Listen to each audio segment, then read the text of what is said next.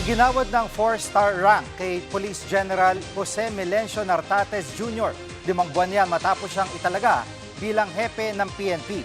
Live mula sa Camp Crame sa Quezon City, nangungunan sa balita si Brian Castillo. Brian, ano mga pinangako ni Nartates ngayong na-promote na siya?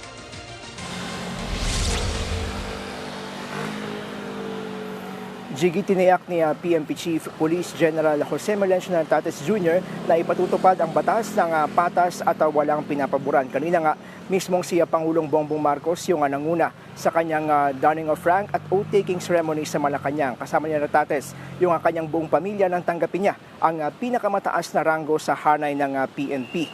Nagpaabot din ng pagbati kay Nartates ang palasyo para sa kanyang promotion. Narito ang pahayag ni Palace Press Officer Undersecretary Claire Castro.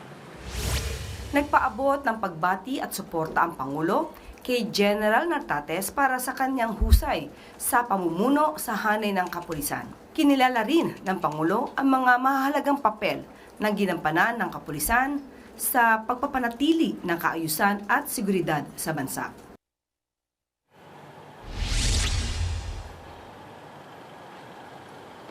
Jiggy, mula sa palasyo ay nagtungo dito sa Campo Crame si Nartates kung saan ginawaran siya ng arrival honors. Tradisyon niya ng PNP tuwing may mauupong bagong PNP chief. Nagbigay pugay sa kanya yung mga kasamahan niyang general at maging yung iba pang mga tauhan ng PNP mula sa iba't ibang units. Agosto pa noong nakarang taon nang hawakan niya yung liderato ng PNP. Pero hindi siya kaagad-agad na promote dahil nga hindi rin naman agad nagretiro yung pinalitan niya na siya dating PNP Chief Nicolas Torre III. Sa isang podcast noon, sinabi ni Pangulong Marcos na kaya niya sinibak si Torre dahil hindi rin niya nakasundo yung NAPOLCOM.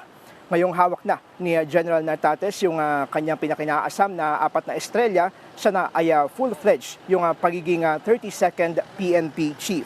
Sa kanyang talk to men kanina, iginiit ni Nartates yung kahalagahan ng integridad sa kanilang hanay. Narito ang bahagi ng talumpati ni General Nartates.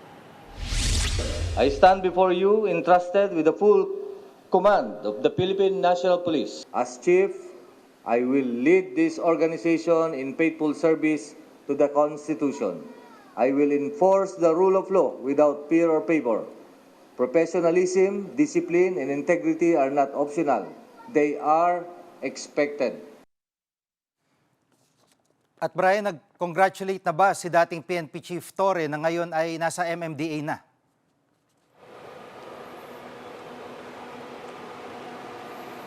Jiggy, sabi ni dating PNP Chief Torres, sa ngayon ay focus muna siya doon sa kanyang bagong tungkulin bilang General Manager ng MMDA.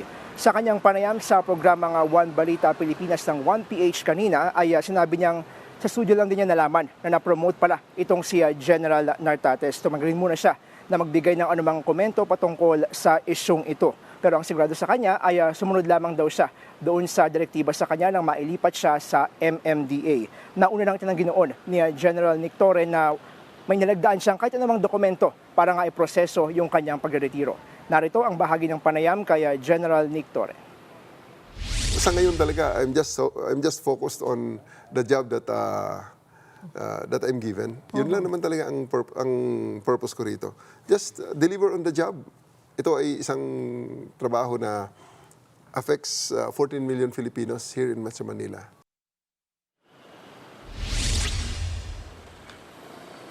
Jiggy, nang tanongin naman natin kanina si General Nartates kung kamusta sila. Nitong si Torre, ang sagot lamang niya ay officers come and go.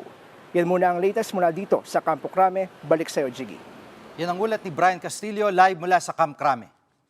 Mga kapatid, Jiggy Manikad po. Pagdating sa mahalagang balita sa loob at labas ng bansa, dapat una sa lahat, mag-follow at mag-subscribe na sa social media pages ng News 5.